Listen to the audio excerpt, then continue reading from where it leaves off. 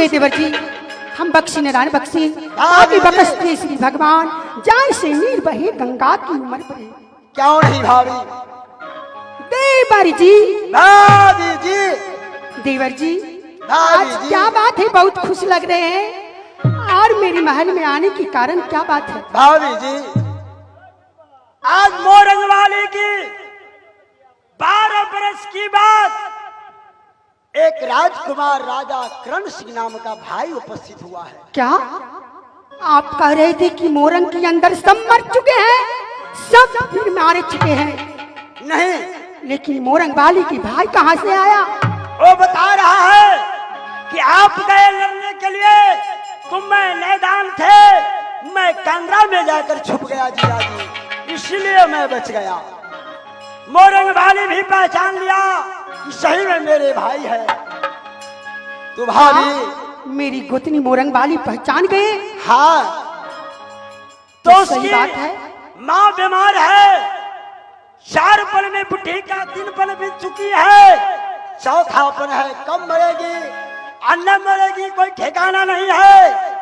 तो भाभी उसकी डोली मांगता है कि जाने दीजिए, 1 हफ्ता को लिए मेरी बूढ़ी माँ से मेरी बहन मिल जाके और वापस ले आएगा।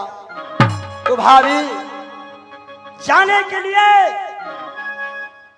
प्रधान बता रहे थे कि आज 12 वर्ष 16 का बीत गया, जो कन्या वापस अपनी नैहर को जाएगी तो गोद में बालक होना चाहिए।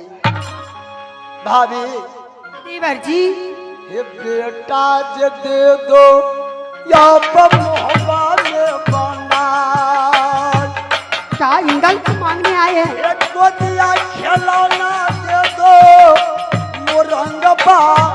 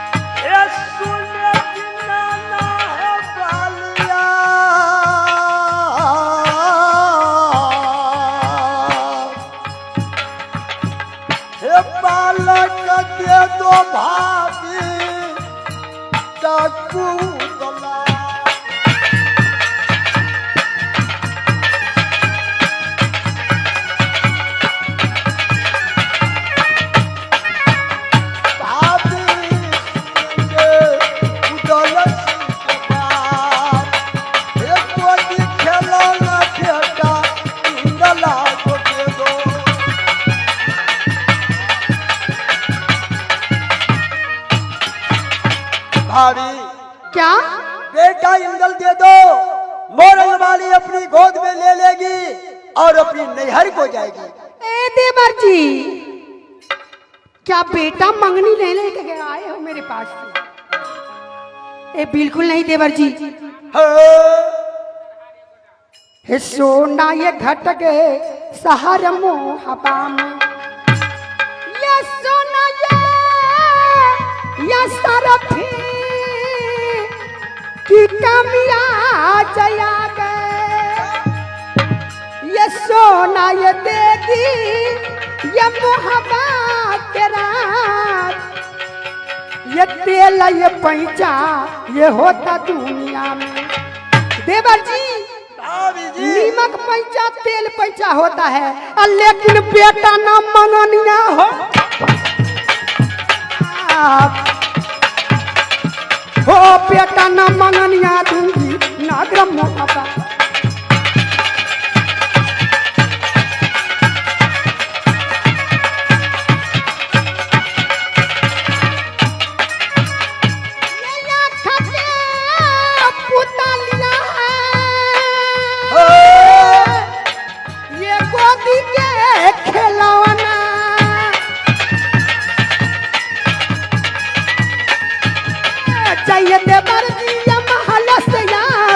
बेटा न दूंगी हवा में।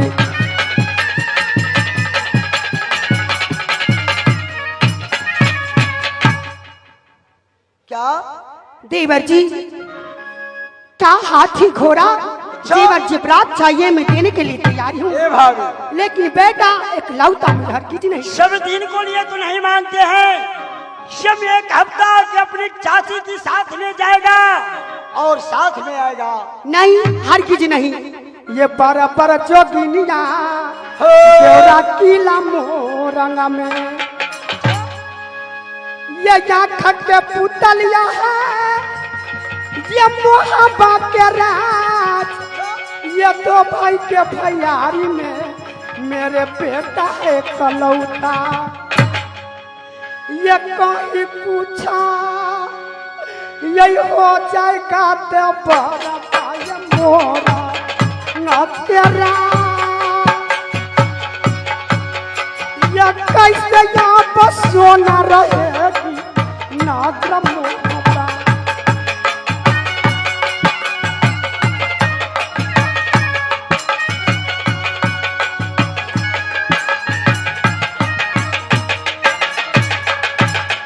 घोरा घोरा जंगल ये पड़ता मोरंग रास्ता में,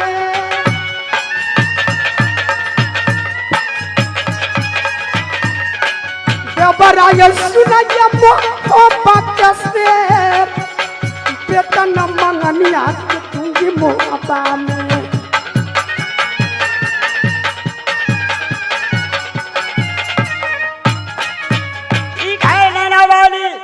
तू बेटा नहीं देगा। आज तुम रानी महल से उधर वापस आ रहे हैं। आज से रिश्ता टूट गया, टूट गया, टूट गया। चकिया झोंका वाली मौगी है। बाप रे बाप, रिश्ता तोड़ लेगा तो झोंका वाली मौगी। ई कोनो हमर से है सकरा ला झोंका। ठीक है, एगो दियोर जेतै तब मारिया खेराटल में हम तो 10 गो दियोर बना लेंगे।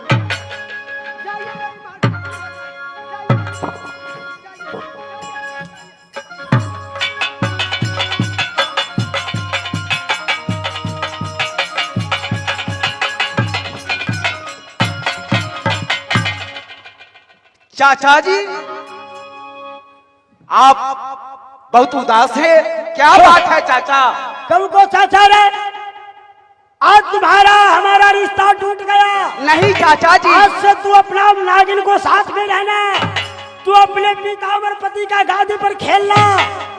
रिश्ता जो टूट गया डाकू चाचा जी आप क्या बोलते हैं? रिश्ता जो टूट गया बेटा ये बच्चा चाचा जी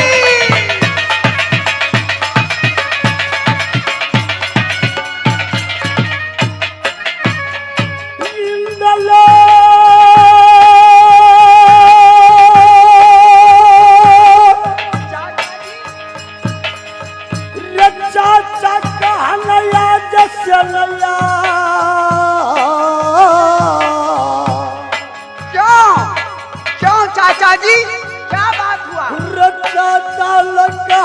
बेटा पापी उदला को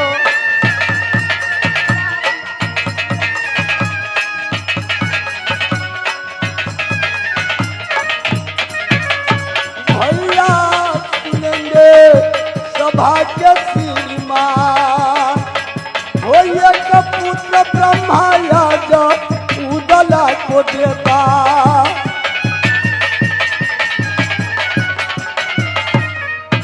चाचा जी क्या बात हुआ है? एक कह के जो सुनाओ चाचा इंदल को जो याद, कह के सुनाओ चाचा बेटा इंदला।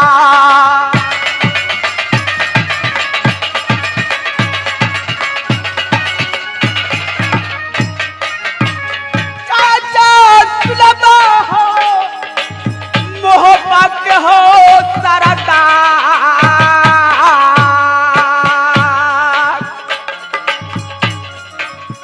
क्या है सगुना हो गए मेरे मोहब्बत।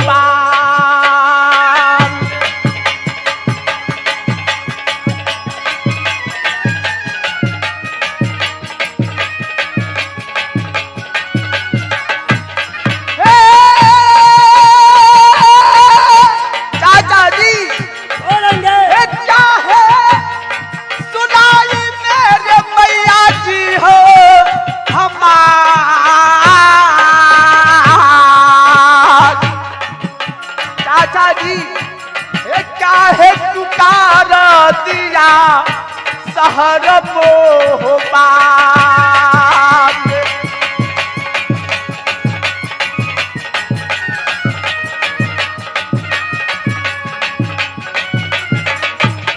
चाचा जी क्या इस समय मेरी माँ गाली दिए हैं? आज तुम्हारी चाची की डोली नगर मोहब्बत से वापस अच्छा नगर मोरंग को जाएगा। क्यों नहीं बेटा चाचा जी? आज ब्रह्मा मुझे भी एक पुत्र या चाहे पुत्री दिया रहता, क्यों नहीं? तो मेरी कन्या अपनी गोद में लेकर जाता। अच्छा मैंने सोचा कि चलो ब्रह्मा मुझे नहीं पुत्र दिया तो बड़े भैया को तो है, क्यों नहीं धन हो? मैं तुम्हारी माँ से आकर गुजारिश किया कि हे भाभी बेटा दे दो। अच्छा कि अपनी चाची का डोली का साथ साथ जाएगा। क्यों नहीं चाचा जी? नगर मोरंग की लोग देखेंगे तो कहेगा उनको भी कोख में पुत्र है। हाँ चाचा जी। लेकिन तुम्हारी माँ मुझे बड़े ताना की बात कहा। क्या बेटा चाचा जी? आज से रिश्ता टूट गया। नहीं चाचा जी। अपनी माँ की साथ में चाचा रहो। जी मैं जा रहा हूँ। इस समय मैं जाऊँ